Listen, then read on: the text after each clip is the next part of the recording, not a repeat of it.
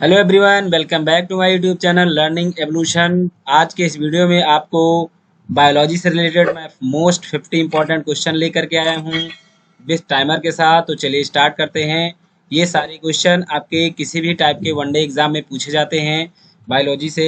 मैं 50 क्वेश्चन इस वीडियो में डिस्कस करूंगा वन बाय वन करके। स्टार्ट करते हैं। फर्स्ट क्वेश्चन है हमारा कि शरीर की सबसे बड़ी ग्रंथि कौन है। ऑप्शन ए लार ग्रंथि, ऑप्शन बी थायराइड ग्रंथि, ऑप्शन सी यकृत, ऑप्शन डी आमाशय। तो आपका टाइम स्टार्ट होता है और आप सोच के इसका आंसर जल्दी से बताएं।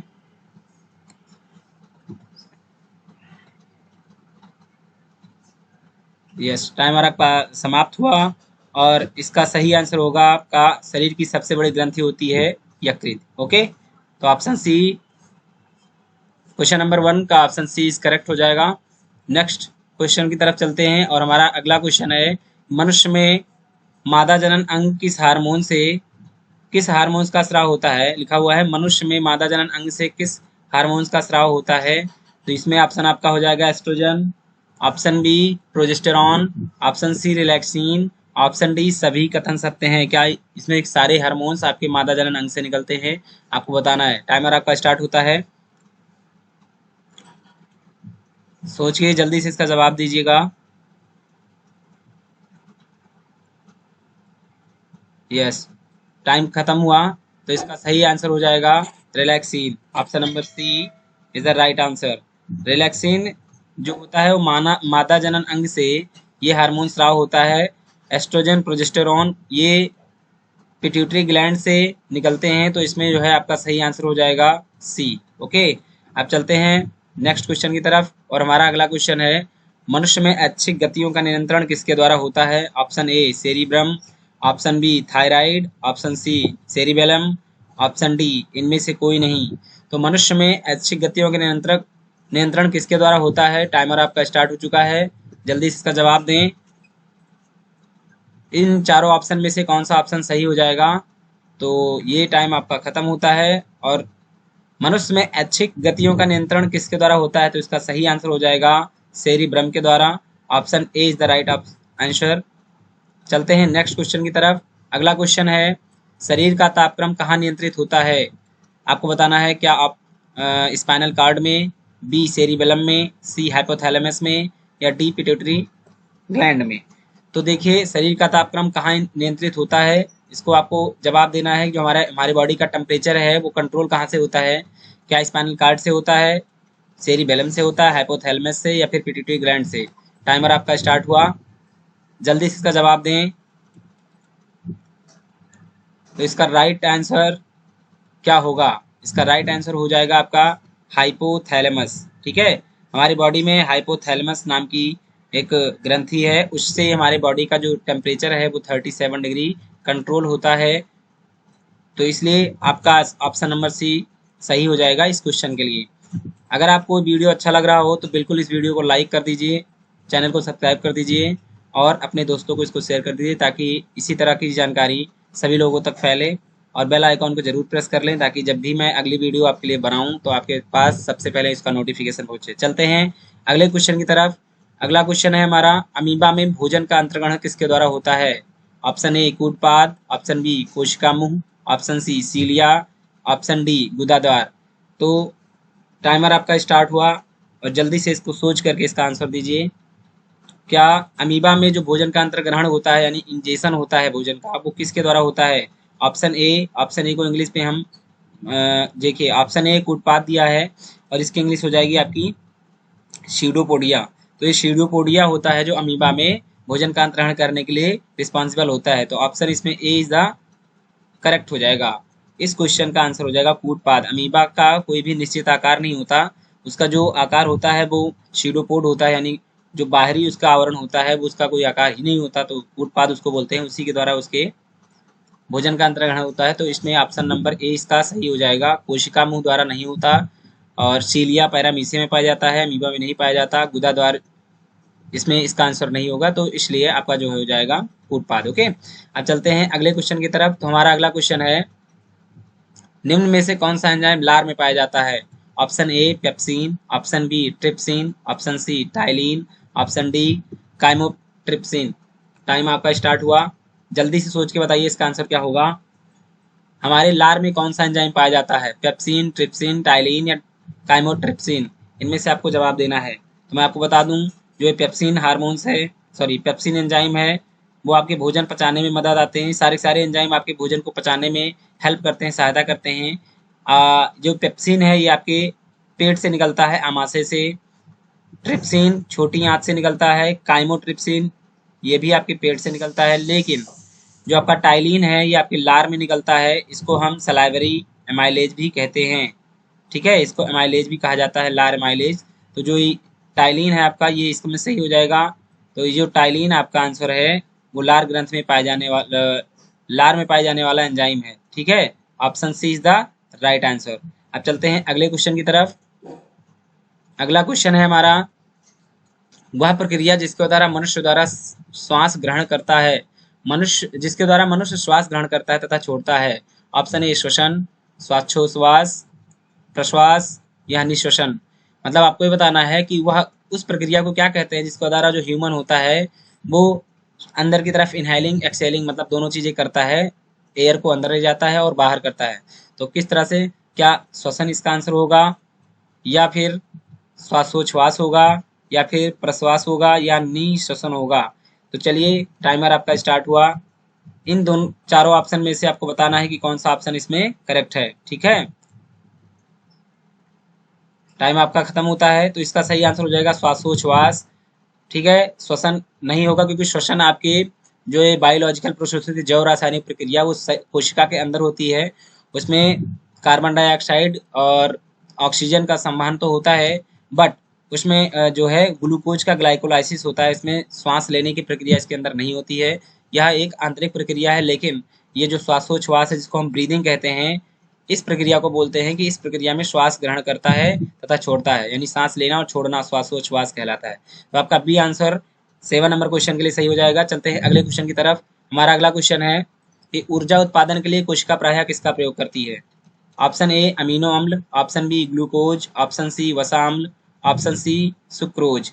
ठीक है, तो आपका ऑप्शन अमीनो अम्ल, ग्लूकोज, वसा अम्ल और सुक्रोज, इन चारों ऑप्शन में से आपको बताना है कि ऊर्जा उत्पादन के लिए हमारी जो कोशिका होती है वो किसका प्रयोग करती है। टाइम आपका चल रहा है, आपको जवाब देना है। चलिए, तो इसका राइट आंसर हो जाएगा आपका ग्लूकोज। ठीक है, ग्लूकोज कोशिका के अंदर जाता है और वो ग्लूकोज का ग्लाइकोलाइसिस करती है, ग्लूकोजन जिसको कहते हैं। इसके द्वारा जो माइटोकॉन्ड्रिया के अंदर ऑक्सीजन की उपस्थिति में ग्लूकोज का ग्लाइकोलाइजेशन होता है, उसमें उसमें ऊर्जा का उत्पादन होता है एटीपी के रूप में। तो इसमें आपका आंसर हो जाएगा बी। ठीक है, ऊर्जा उत्पादन के लिए कोशिका ग्लूकोज का उपयोग करती है। ठीक, तो option B is the right answer of this question. देखिए, अमीनो अम्ल जो होता है वो आपका, अमीनो अम्ल आपके यकृत से निकलता है। वसा अम्ल का कोई मतलब नहीं है कोशिका से। ठीक है, और अगर सुक्रोज की बात करें तो सुक्रोज आपके भोजन में होते हैं। वो जैसे ही हम भोजन को अपने मुंह में ग्रहण करते हैं, वो धीरे धीरे तुरंत, मतलब स्टार्च से सुक्रोज, सुक्रोज से मल्टोज, फ्रक्टोज में कन्वर्ट होने लगता है और लास्ट में ग्लूकोज के रूप में पहुंच जाता है। और फिर वही ग्लूकोज जो है वो कोशिका अपने अंदर लेकर के और उसका ऑक्सीजन की उपस्थिति में उसका ग्लाइकोलाइसिस करके उसमें से एटीपी के रूप में ऊर्जा का उत्पादन करती है। ठीक है, और ये सारी प्रोसेस हमारे माइटोकॉन्ड्रिया के अंदर होती है। तो इसलिए कोशिका के अंदर जो ऊर्जा के लिए इस्तेमाल होने वाला जो भी पदार्थ है वो ग्लूकोज है। ठीक है, अब चलते हैं अगले क्वेश्चन पर। अगला क्वेश्चन है हमारा, किस अपक्रिया द्वारा पौधों में ऑक्सीजन बाहरी वातावरण से कोशिकाओं में पहुंचता है? तो ऑप्शन ए आपका है किण्वन के द्वारा, विसरण के द्वारा, या फिर दहन के द्वारा, या प्रकाश संश्लेषण के द्वारा। तो आपसे पूछा क्या है, इसको आप ध्यान से सुनिए पहले। किस अपक्रिया द्वारा पौधों में ऑक्सीजन बाहरी वातावरण से कोशिकाओं में पहुंचता है? तो क्या प्रकाश संश्लेषण इसका आंसर सही होगा, नहीं होगा, आपको बताना है। चलिए, आप टाइमर हम स्टार्ट करते हैं और सोच करके बताइए। ठीक है, टाइम आपका अप हुआ और अब देखते हैं कि किण्वन किण्वन द्वारा जो है ऑक्सीजन बाहरी वातावरण से कोशिका में नहीं पहुंचता पौधों में। तो इसलिए आपका ए ऑप्शन गलत है। दहन दहन किसी एक प्रकार की ऐसी प्रक्रिया इसमें ऑक्सीजन का संवहन तो होता है, लेकिन उसमें दहन होकर ऊर्जा का उत्पादन होता है। तो ये भी आपका आंसर गलत है। विसरण विसरण इसमें सही होगा, इसलिए क्योंकि ऑक्सीजन बाहरी वातावरण से कोशिका में पहुंचने का रीजन है कि कोशिका के अंदर का जो कंसंट्रेशन होती है ऑक्सीजन की वो कम होती है और कोशिका के बाहर ऑक्सीजन की कंसंट्रेशन ज़्यादा होती है।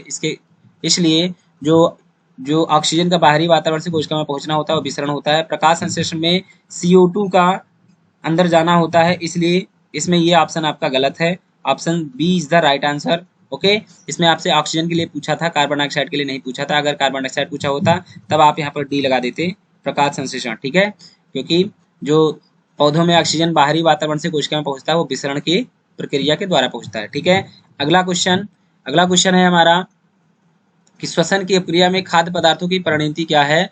मतलब आपसे पूछा है कि श्वसन प्रक्रिया में जो खाद्य पदार्थ होते हैं उसके साथ क्या होता है, क्या विघटन होता है, दहन होता है, परिवर्तन होता है या संश्लेषण होता है। टाइमर आपका स्टार्ट हुआ, आंसर इसका दीजिए। श्वसन की प्रक्रिया में खाद्य पदार्थों की परिणति क्या है। तो खाद्य पदार्थ के साथ हमारे श्वसन प्रक्रिया में क्या होता है, विघटन, दहन, परिवर्तन या संश्लेषण। तो इसका राइट आंसर आपका हो जाएगा विघटन होता है। विघटन का मतलब होता है डिकम्पोजिशन, यानी कि ये डिकम्पोज होता है। जो हमारा खाद्य पदार्थ है वो जब श्वसन की प्रक्रिया होती है तो उसमें ग्लूकोज और ऑक्सीजन के कांटेक्ट में आकर के ग्लूकोज ATP और कार्बन डाइऑक्साइड और वाटर का निर्माण करती है। इस तरह से A option is the right answer, विघटन प्रक्रिया। दहन नहीं होती क्योंकि दहन कोशिका के अंदर नहीं होती है। परिवर्तन का कोई मतलब नहीं है। संश्लेषण का मतलब होता है कोई चीज पहले से प्रिपेयर हो उसको ऑलरेडी अपने अंदर सिंथेसाइज करके रखना, स्टोर करना। तो खाद्य पदार्थ स्टोर नहीं होती है, वो विघटित होती है, उसमें से ऊर्जा निकलती है, इसलिए आपका आंसर ए सही हो जाएगा। ठीक है, अब चलते हैं अगले क्वेश्चन की तरफ। अगला क्वेश्चन है हमारा खाद्य पदार्थों का पौधों में स्थानांतरण का मुख्य रूप कौन सा है। मतलब फूड जो मटेरियल होते हैं पौधों में, प्लांट में किस प्रकार से वो ट्रांसपोर्ट होते हैं। क्या ग्लूकोज के रूप में, स्टार्च के रूप में, सुक्रोज के रूप में या फिर प्रोटीन के रूप में। टाइमर आपका स्टार्ट होता है। आपको बताना है जो फूड मटेरियल हैं वो प्लांट के अंदर किस तरह से ट्रांसपोर्ट होते हैं। तो चलिए इसका जवाब दीजिए। देखिए टाइम आपका खत्म होता है। इसमें जो आपका ग्लूकोज है, ग्लूकोज बेसिकली फोटोसिंथेसिस होने के बाद बनता है, लेकिन ये स्थानांतरण ग्लूकोज नहीं होता। जब ग्लूकोज की यूनिट बहुत सारी इकट्ठा हो जाती हैं, ग्लूकोज की एक एक यूनिट जब मेल्टिंग यूनिट हो जाती हैं, उस मतलब होता है, इसमें कह सकते हैं कि जब इसके पॉलीमर्स हो जाते हैं ग्लूकोज के, तब वो स्टार्च बनाता है। और स्टार्च ही है जो कि प्लांट में ट्रांसपोर्ट होता है एक बॉडी से दूसरे बॉडी पार्ट तक। ठीक है, तो starch is the right answer of this question. यानी कि जो पौधों में खाद्य पदार्थ होते हैं वो स्टार्च के रूप में स्थानांतरित होते हैं। बनाता तो है ग्लूकोज, जब फोटोसिंथेसिस होता है तो ग्लूकोज बनता है, बट वही ग्लूकोज धीरे धीरे करके कई सारी यूनिट एक साथ इकट्ठा होती है तो स्टार्च बन जाती है। और वो स्टार्च है जो कि प्लांट में हर एक बॉडी के पार्ट तक एक जगह से दूसरी जगह पर ट्रांसपोर्ट होता है। ठीक है, तो इसलिए इसका आंसर बी हो जाएगा, स्टार्च। ओके, अब चलते हैं अगले क्वेश्चन की तरफ। हमारा अगला क्वेश्चन है एक स्वस्थ मनुष्य का रक्तचाप होता है या 90/60, 120/80, 200/130 या फिर 140/160। आपको इन चारों ऑप्शन में से आपको हमारा ब्लड प्रेशर बताना है। जो एक हेल्दी पर्सन होता है उसका ब्लड प्रेशर कितना होता है ये आपको बताना है। ठीक है, चलिए टाइम आपका खत्म होता है। तो ऑप्शन जो बी इसमें है वो राइट है, क्योंकि हमारे जो बॉडी का टेम्परेचर, हमारी बॉडी का जो ब्लड प्रेशर होता है, BP होता है, वो 120/80 होता है। ठीक है, 120/80 यानी 120 से 80 mmHg के बराबर होता है। इसलिए जो स्वस्थ मनुष्य के शरीर का रक्तचाप होता है वो 120/80 होता है। Option B is the right answer of this question. अगले क्वेश्चन की तरफ बढ़ते हुए बात करते हैं मनुष्य के मस्तिष्क की सबसे बाहरी झिल्ली कौन सी है। आपको ह्यूमन के ब्रेन की आउटर मोस्ट मेम्ब्रेन का नाम बताना है। क्या पिया मीटर होती है, या मीटर होती है, ड्यूरा मीटर होती है या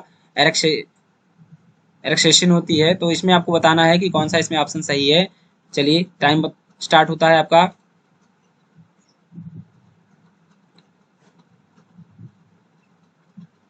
एक ऑप्शन इसमें आपका हिडन है जबकि वो गलत है, वो है नहीं। तो आपको इन्हीं तीनों में से आपको बताना है क्या पिया मीटर होगा आंसर, या फिर मीटर होगा, या ड्यूरा मीटर होगा। तो मैं आपको बता दूं मनुष्य के मस्तिष्क की सबसे बाहरी झिल्ली को हम ड्यूरा मीटर कहते हैं। इसलिए option number C is the right answer of this question. अगले क्वेश्चन की तरफ बढ़ते हुए बात करते हैं अगले क्वेश्चन की। तो मनुष्य के सूंघने की क्षमता को नियंत्रित करता है, यानी हमारे बॉडी के अंदर क्या ऐसी चीजें हैं जो हम सूंघने के लिए हमारे कंट्रोल करता है, क्या ऑप्टिकल ऑप्टिक ऑप्टिका पाली है, या ध्यानानेंद्रिय पाली है, या सेरिब्रम है, या इनमें से कोई नहीं। तो चलिए टाइमर आपका स्टार्ट होता है। आपको बताना है कि हमारे जो अंदर सूंघने की क्षमता है उसको कंट्रोल कौन करता है, ऑप्टिक पाली, घ्राणेन्द्रिय पाली, सेरिब्रम, या इनमें से कोई नहीं। टाइम अप हो गया है। तो इसका सही आंसर हो जाएगा आपका सेरिब्रम। ठीक है, सेरिब्रम ही है जो हमारी बॉडी के अंदर सूंघने की क्षमता को कंट्रोल करता है। ठीक है, अगले क्वेश्चन की बात करें तो अगले क्वेश्चन की तरफ बढ़ते हुए हम, मनुष्य में बुद्धि एवं चतुराई का केंद्र कौन है? क्या सेरिबेलम है, हाइपोथैलेमस है, सेरिब्रम है, या फिर स्पाइनल कॉर्ड है? तो आपको इन चारों ऑप्शन में से बताना है कि बुद्धि एवं चतुराई का केंद्र कौन सा है। ठीक है, टाइम स्टार्ट हुआ। चलिए सोच के बताइए।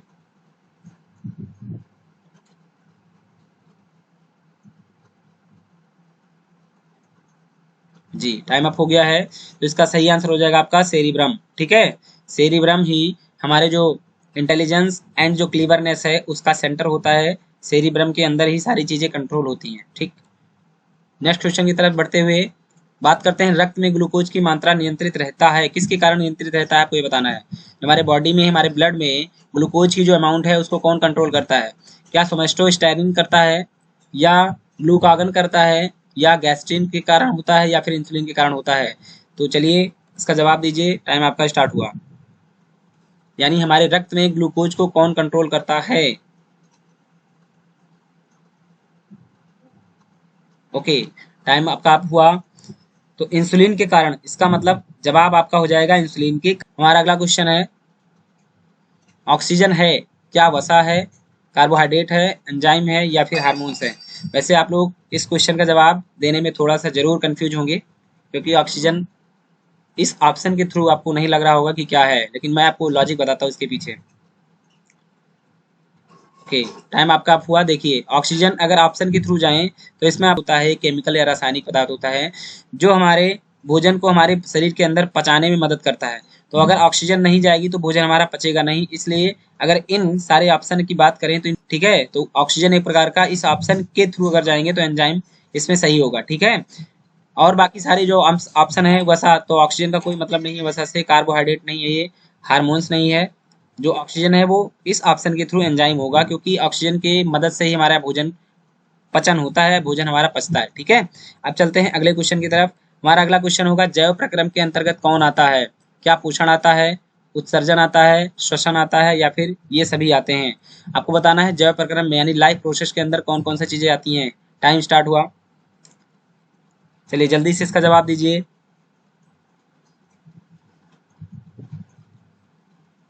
ओके ओके दोस्तों, टाइम आपका आप होता है और मैं इसका जवाब बताऊंगा। देखिए, जैव प्रक्रम में पोषण भी आता है, उत्सर्जन भी आता है, श्वसन भी आता है, तो इसलिए इसमें ऑप्शन आपका डी करेक्ट हो जाएगा। ठीक है, आगे बढ़ते हैं। अगला क्वेश्चन हमारा होगा, गोबर छत्ता किसके अंतर्गत आता है? क्या परजीवी के अंदर, स्वपोषी के अंदर, मृतजीवी के अंदर, या परासरणी के अंदर? ऑप्शन, इसमें से एक ऑप्शन सही है। ऑप्शन कौन सा सही है आपको बताना है। ठीक है, ट्राई कीजिए जल्दी से। ओके, टाइम अप हुआ। देखिए, ऑप्शन आपका इसमें सी करेक्ट है, इसलिए क्योंकि जो गोबर छत्ता होता है जिसको हम लोग गांव में देखते हैं, जो है लकड़ी वगैरह के ऊपर या फिर सड़े गले पदार्थों के ऊपर निकला होता है, कुकुरमुत्ता भी इसका नाम दिया जाता है। तो इसे मृत जीवी कहते हैं, क्योंकि जब कोई डेड प्लांट एंड एनिमल, उसकी बॉडी खत्म होती है, धीरे धीरे विघटित होती है, तब ये ऐसे पौधे दिखने को आपको मिलते हैं। तो इसलिए आपका राइट आंसर हो जाएगा मृतजीवी, यानी ये मृतजीवी के अंदर आता है। ठीक है, अब चलते हैं, मृतजीवी किसे कहते हैं? पहली बात तो मैं बता दूं आपको, मृतजीवी ऐसे जीव जंतुओं कहा जाता है जो सड़े और गले या मृतक पदार्थों पर, मृतक जीवों पर अपने भोजन को निर्भर करते हैं, तो उसको मृतजीवी कहते हैं। परजीवी मतलब होता है कि ऐसा ऐसा जीव जो किसी सजीव पर डिपेंड करता है अपने भोजन को, लेकिन उसको नुकसान पहुंचाता है। स्वपोषी मतलब होता है ऐसे जीव जंतु जो अपना भोजन स्वयं बनाते हैं। परासरणी का कोई मतलब ही नहीं है। ठीक है, तो इसलिए ऑप्शन सी इसमें करेक्ट है। अब चलते हैं अगले क्वेश्चन की तरफ। हमारा अगला क्वेश्चन है, वायुमंडल में सामान्यतः CO2 पाया जाता है? क्या 78% पाया जाता है, 21% पाया जाता है, या 4% पाया जाता है, या फिर 0.03% पाया जाता है? चलिए सोच के इसका जवाब दीजिए। टाइम आपका शुरू हो गया है।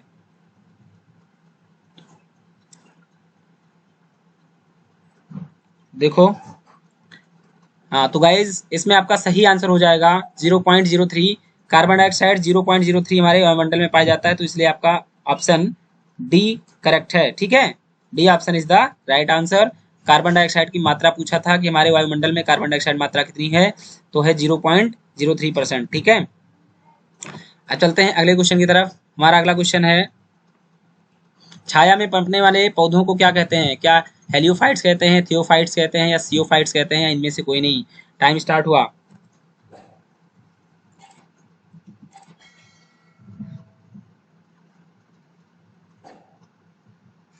ओके गाइज, तो चलिए देखते हैं इसका सही आंसर क्या होगा आपका।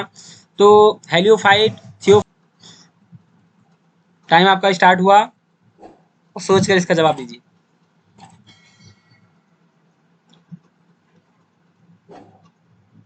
चलिए दोस्तों, टाइम अप हो गया है, तो मैं इसका जवाब आपको देता हूं। इसको बोलते हैं सियोकाइट्स। ठीक है, जो प्लांट छाया में पनपते हैं उसे हम सियोकाइट्स कहते हैं। इसलिए आपका option C is the correct option for this question. ठीक है, अब चलते हैं अगले क्वेश्चन की तरफ। अगला क्वेश्चन है हमारा, मनुष्य में मुख्य श्वसन अंग क्या है? क्या फेफड़ा है, नाक है, ट्रैकिया है, या फिर क्लोम है? टाइम स्टार्ट हुआ, सोचिए और जवाब दीजिए इसका।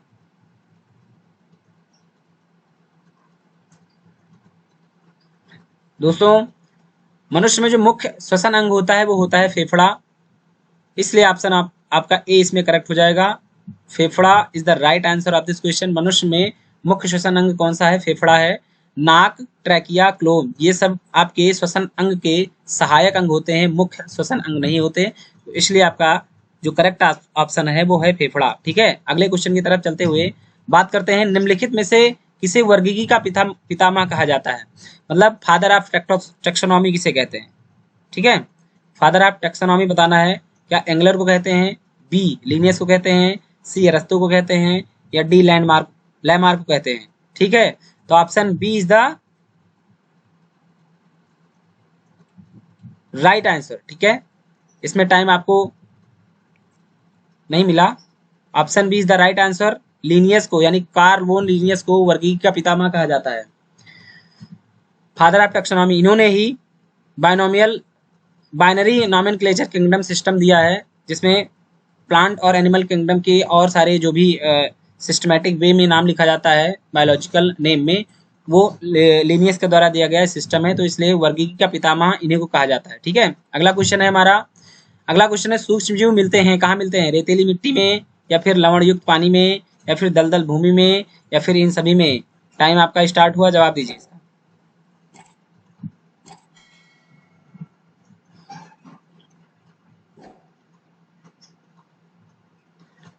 ओके, तो सूक्ष्म जीव कहाँ मिलते हैं? क्या रेतीली मिट्टी में केवल मिलते हैं, या लवण युक्त पानी में मतलब जो साल्टी वाटर होता है उसमें, या फिर दलदल भूमि में, मार्सी लैंड में, या फिर इन सभी में? तो आपका राइट आंसर हो जाएगा सभी जगहों पे। सूक्ष्म जीव हर जगह पे पाए जाते हैं। चलते हैं अगले क्वेश्चन की तरफ। हमारा अगला क्वेश्चन है, विषाणु वृद्धि करता है, विषाणु वृद्धि करता है जीवित कोशिका में, चीनी के विलयन में, या मृत शरीर में, या पानी में? तो इसका सही जवाब आपका हो जाएगा जीवित कोशिका में। यानी वायरस कहाँ पर पनपते हैं, वायरस ग्रोथ कहाँ करते हैं? जीवित कोशिका में करते हैं ना। चीनी के विलयन में, मृत शरीर में, पानी में? तो इसमें आपका जीवित कोशिका में होगा। चीनी के विलयन में वायरस नहीं आता, उसमें बैक्टीरिया आती है, तो इसलिए आपका ऑप्शन ए करेक्ट हो जाएगा। ठीक है, जीवित कोशिका के अंदर वायरस पनपते हैं। अगला क्वेश्चन है हमारा, अगला क्वेश्चन है कि साबूदाना किससे बनाया जाता है? ऑप्शन ए पाइनस के द्वारा, बी सेड्रस के द्वारा, सी जूनिपेरस के द्वारा, डी साइकस के द्वारा? तो किससे बनाया जाता है? पाइनस से, सेड्रस से, जूनिपेरस से, या साइकस से? टाइमर स्टार्ट हुआ, जवाब दीजिए। सोचिए और जल्दी से फटाक से कमेंट बॉक्स में आप जवाब लिखकर बताइए इस क्वेश्चन का। ओके गाइस, तो टाइम आपका खत्म हुआ। इसका सही ऑप्शन हो जाएगा साइकस। क्या होती है? Option a phenology, option b pomology, option c agrostology, option b anthology. ठीक है, टाइम स्टार्ट हुआ, जवाब देंगे।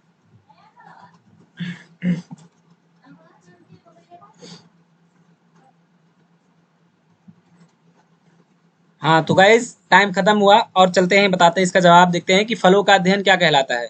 फलों के अध्ययन को हम पोमोलॉजी कहते हैं, ठीक है। तो pomology is the right answer, यानी ऑप्शन बी इसमें करेक्ट है। अगले क्वेश्चन की तरफ चलते हैं। अगला क्वेश्चन है द्विनाम पद्धति के प्रतिपालक कौन है, प्रतिपादक होना चाहिए यहाँ पर।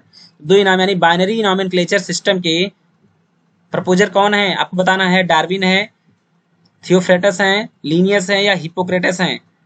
टाइम स्टार्ट होता है, कमेंट में इसका जवाब दीजिए।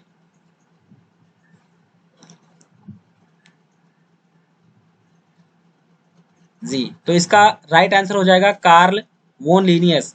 अभी मैंने इससे पहले वाले क्वेश्चन में 2-3 क्वेश्चन पहले मैंने बोला था आपसे कि जो कार्ल लीनियस हैं उनको ही वर्गीकी का पितामह कहा जाता है। वर्गीकी का पितामह मैंने father of taxonomy Karl Linnaeus हैं, और इन्होंने ही द्विनाम पद्धति के मतलब द्विनाम पद्धति का प्रतिपादन इन्होंने किया था, ठीक है। तो इसका सही आंसर हो जाएगा लीनियस। अब चलते हैं अगले क्वेश्चन की तरफ। अगला क्वेश्चन होगा जीवाणु की खोज सर्वप्रथम किसने की थी। रॉबर्ट कोच ने, लुईस पास्चर ने, ल्यूवेन हॉक ने या फिर रॉबर्ट हुक ने, ठीक है।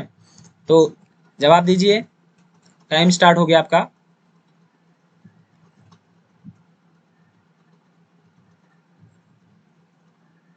हाँ तो दोस्तों टाइम खत्म हो रहा है, और इसका सही जवाब आपका हो जाएगा ल्यूवेन हॉक, ठीक है। ल्यूवेन हॉक ने जीवाणु की खोज करी थी, यानी बैक्टीरिया की खोज करने वाले सर्वप्रथम जो बैक्टीरिया की खोज करी थी उस वैज्ञानिक का नाम है ल्यूवेन हॉक, करेक्ट, ठीक है। अब चलते हैं अगले क्वेश्चन की तरफ। अगला क्वेश्चन है हमारा, जिन पौधों पर बीज उगते हैं, जिन पौधों पर बीज बनते हैं किंतु पुष्प नहीं लगते, क्या कहलाते हैं। क्या ब्रायोफाइट्स कहलाते हैं, टेरिडोफाइट कहलाते हैं, आवृत बीजी कहलाते हैं या अनावृत बीजी कहलाते हैं। तो इसलिए आपका इस चारों ऑप्शन में से एक ऑप्शन सही है, सोच के इसका जवाब दीजिए। इन पौधों पर बीज बनते हैं परंतु पुष्प नहीं होते, मतलब बीज तो लगते हैं लेकिन पुष्प नहीं होते हैं, तो इसमें आपका कौन सा जवाब होगा, उसे कहते क्या है, ठीक है। तो उसे कहते हैं अनावृत बीजी, ठीक है। अनावृत बीजी कहते हैं, यानी इसे हम जाइनोस्पर्म भी कहा जाता है। इसको जाइनोस्पर्म यानी उस प्लांट को हम जाइनोस्पर्म कहते हैं जिसके बीज होते हैं परंतु पुष्प नहीं लगते, ठीक है। चलते हैं अगले क्वेश्चन की तरफ।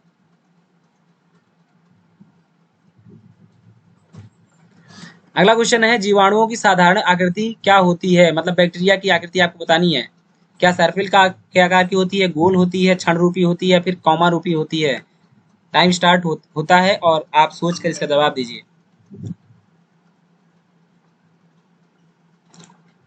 जीवाणु की साधारण आकृति क्या होती है, तो जीवाणु की साधारण आकृति आपकी क्षण रूपी होती है। ये स्टिक के जैसे आपको छोटे छोटे क्षण के रूप में दिखाई देते हैं। बैक्टीरिया के आकार को पूछा था इस क्वेश्चन में, ठीक है। तो option C is the right answer of this question. चलते हैं अगले क्वेश्चन की तरफ, और अगला क्वेश्चन है हमारा कि जो जीवाणु आकार में सबसे छोटे होते हैं क्या कहलाता है। क्या वाइब्रियो कहलाता है, गोलाणु कहलाता है, दंडाणु कहलाता है या स्पाइरुला कहलाता है।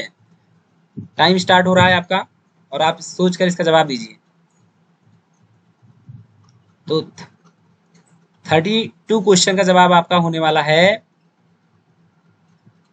ऑप्शन बी, ठीक है, गोलाणु। गोलाणु जो होते हैं बहुत छोटे छोटे होते हैं।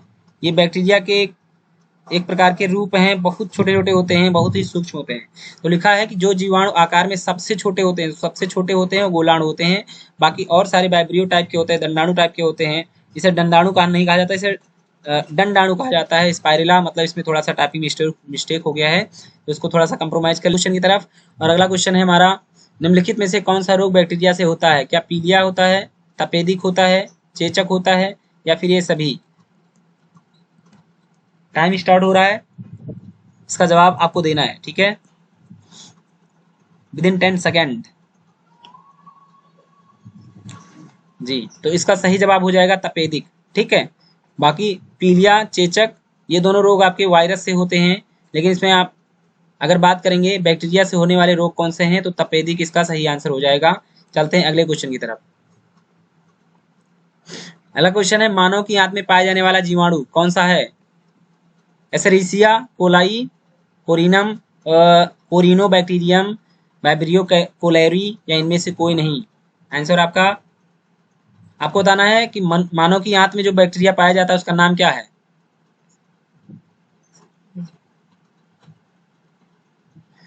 जी, तो इसका सही आंसर हो जाएगा ऑप्शन ए। ठीक है, एसरीशियाई कोलाई जो होता है हमारे, जो हमारी आंत होती है उसके अंदर पाया जाता है। ठीक है, चलते हैं अगले क्वेश्चन की तरफ। अगला क्वेश्चन है हमारा, एंटीबायोटिक अधिकांशतः पाए जाते हैं आवृतबीजियों में, कवकों में, विषाणुओं में, जीवाणुओं में। आपको बताना है एंटीबायोटिक अधिकांशतः किसमें पाए जाते हैं।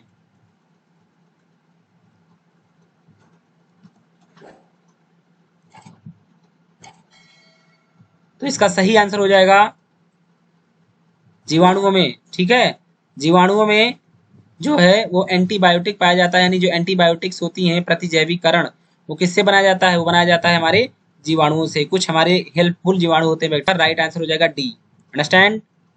चलते हैं अगले क्वेश्चन की तरफ। निम्नलिखित में से सबसे छोटा जीव है माइकोप्लाज्मा, ईस्ट, विषाणु या जीवाणु। आपको बताना है इनमें से सबसे छोटा जीव कौन सा है। टाइम स्टार्ट हुआ।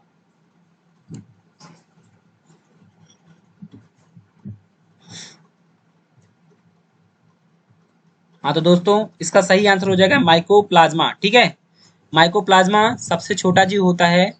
इन चारों ऑप्शन में से सबसे छोटा जीव आपको मिलेगा माइकोप्लाज्मा। उसके बाद उससे थोड़ा सा बड़ा आपको मिलेगा विषाणु, फिर ईस्ट, फिर उससे बड़ा जीवाणु। ठीक है, तो इसमें सबसे छोटा जो है वो कौन सा है, माइकोप्लाज्मा। ओके, अब चलते हैं अगले क्वेश्चन की तरफ। हमारा अगला क्वेश्चन है, निम्नलिखित में से कौन सा रोग जीवाणु के कारण होता है। पेचिस, हैजा, चेचक, इनमें से कोई नहीं। आपको बताना है बैक्टीरिया से होने वाला रोग कौन सा है इसमें। पेचिस, चेचक, हैजा या इनमें से कोई नहीं।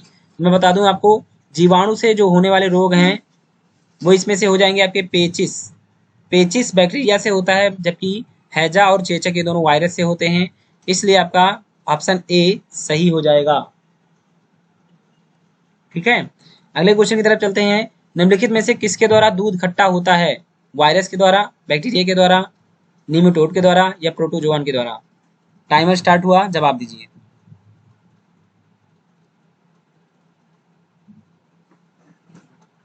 जी, टाइमर अब पूरा है और इसका सही आंसर हो जाएगा आपका बैक्टीरिया के कारण। दूध खट्टा होने का कारण बैक्टीरिया लैक्टोबैसिलस नाम की बैक्टीरिया होती है, जो दूध में पाई जाती है, जिसके कारण वो जब ऑक्सीजन के कांटेक्ट में आती है धीरे धीरे करके, तो दूध वो ऑक्सीडाइज करके दूध को एसिडिक बना देती है, जिसके कारण दूध हमारा खट्टा हो जाता है। ठीक है, तो लैक्टोबैसिलस नाम की बैक्टीरिया होती है जिसके कारण दूध खट्टा होता है। इसलिए option B is the right answer of this question. अब चलते हैं अगले क्वेश्चन की तरफ। हमारा अगला क्वेश्चन है कि निम्नलिखित में से कौन सा रोग जीवाणु संक्रमण के कारण होता है। बैक्टीरिया से होने वाला रोग कौन सा है। क्या पेचिस, दमा, कुष्ठ या ये सभी। आपको बताना है इनमें से कौन सा रोग है जो जीवाणु। जवाब दीजिए।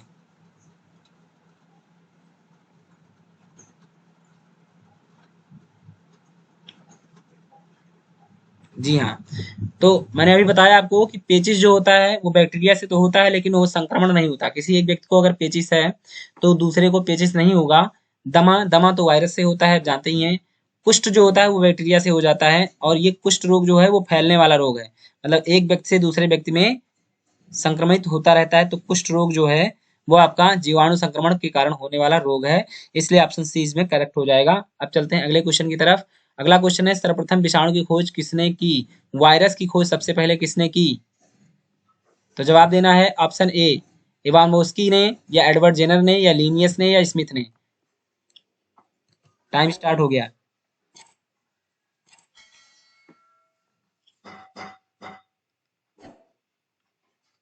जी हाँ, तो इसका ऑप्शन ऑप्शन ए करेक्ट होगा। इवानोव्स्की ने विषाणु को की खोज की थी, मतलब वायरस की खोज सबसे पहले किसने करी, इवानोव्स्की ने की। ओके, चलते हैं अगले क्वेश्चन की तरफ। अगला क्वेश्चन है हमारा, चेचक के लिए टीके का विकास किया था किसने किया था।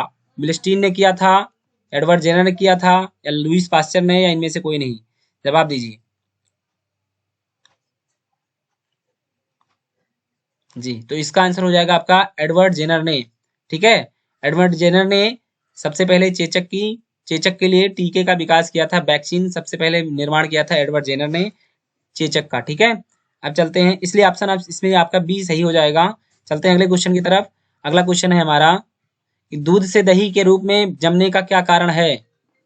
लैक्टोबैसिलस, माइक्रोबैक्टीरियम, खमीर या फिर इनमें से कोई नहीं। आपको जवाब देना है। अभी अभी मैंने डिस्कस किया था, तो इसका सही आंसर क्या होगा आपको बताना है।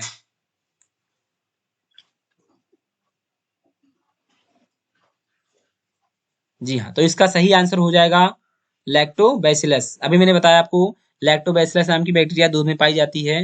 जब वो ऑक्सीजन के कांटेक्ट में आती है तो धीरे धीरे ऑक्सीडेशन करके लैक्टिक एसिड का निर्माण करती है, जिसके कारण दूध दही में कन्वर्ट हो जाता है। ठीक है, तो इसमें ऑप्शन ए सही हो जाएगा।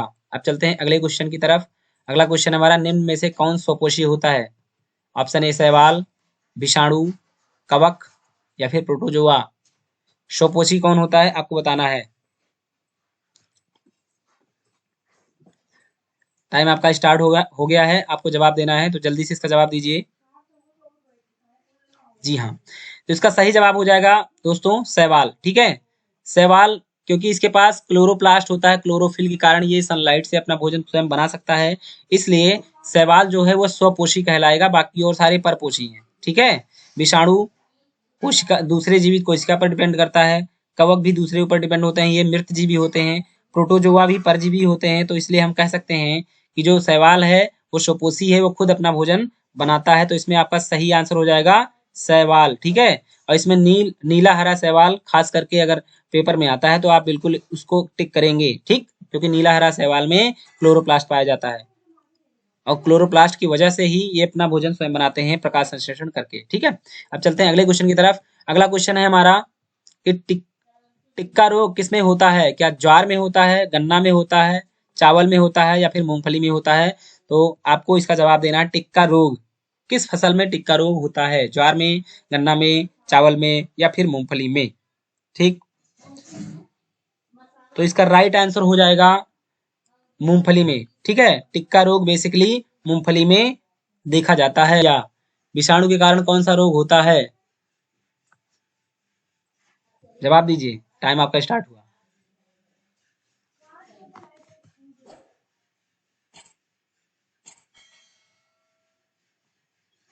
जी हाँ, तो इसमें आपका सही आंसर हो जाएगा वायरस से होने वाला रोग जो है वो चेचक है। इसमें मलेरिया, यक्ष्मा, पीलिया ये आपके वायरस से नहीं होते। ठीक है, मलेरिया होता है प्लाज्मोडियम बैक्टीरिया के वजह से, यक्ष्मा और पीलिया ये दोनों भी बैक्टीरिया से होते हैं, बट जो चेचक होता है वो वायरस से होता है, तो इसलिए आपका सही आंसर हो जाएगा सी। ठीक है, चलते हैं अगले क्वेश्चन की तरफ। आडोगोनियम से, यूलोथ्रिक्स से या आक्टोकार्पस से या फिर लैमिनेरिया से? ठीक है, चलिए जवाब दीजिए। आयोडीन किस शैवाल से प्राप्त होता है ये आपको बताना है। तो इसका राइट आंसर हो जाएगा दोस्तों ऑप्शन नंबर डी, लेमिनेरिया से। लेमिनेरिया नाम का एक शैवाल है जिससे आयोडीन प्राप्त होता है। ये आयोडीन युक्त शैवाल होती है। ठीक है, समुद्र में पाई जाने वाली एक शैवाल है जिससे हम आयोडीन प्राप्त करते हैं। तो चलते हैं अगले क्वेश्चन की तरफ। हमारा अगला क्वेश्चन है इसमें, हाइड्रोफोबिया रोग उत्पन्न होता है किसके कारण? विषाणु के कारण, जीवाणु के कारण, ईस्ट के कारण या फिर प्रोटोजोआन के कारण? चलिए जवाब दीजिए। हाइड्रोफोबिया जो रोग होता है वो उत्पन्न होता है किससे? जी हाँ, तो इसका सही आंसर हो जाएगा ऑप्शन नंबर ए, विषाणु के कारण हाइड्रोफोबिया नाम का रोग होता है। चलते हैं अगले क्वेश्चन की तरफ, और हमारा अगला क्वेश्चन है आज का, निम्नलिखित में से किसमें एंजाइम नहीं होते? क्या विषाणु में नहीं होते, जीवाणु में नहीं होते, शैवाल में नहीं होते या फिर लाइकेन में नहीं होते? टाइम स्टार्ट हुआ, जवाब दीजिए।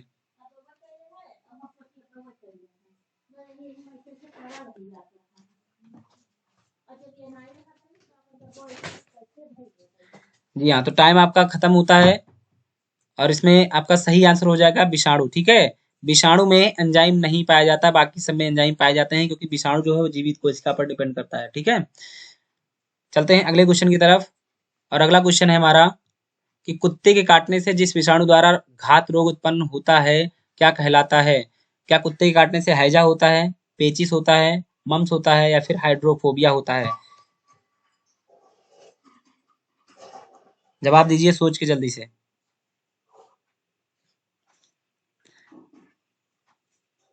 तो बच्चों, इसका सही आंसर हो जाएगा option number D, hydrophobia answer होगा ऑप्शन नंबर डी। ओके, चलते हैं। आज का लास्ट क्वेश्चन है कि सार्स क्या है?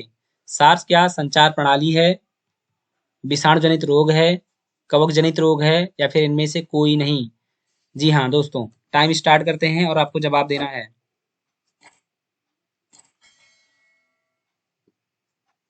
सार्स बताना है कि क्या है। तो मैं बता दूं, क्योंकि ये बायोलॉजी की क्लास है, संचार प्रणाली से इसका कोई लेना देना नहीं है। इसमें आपके पास विषाणु जनित रोग नाम का एक ऑप्शन है, वही इसका राइट आंसर हो जाएगा। तो रोग, ओके।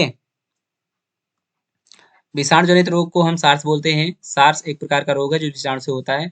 तो आज की क्लास बस यहीं तक, और थैंक यू फॉर वॉचिंग।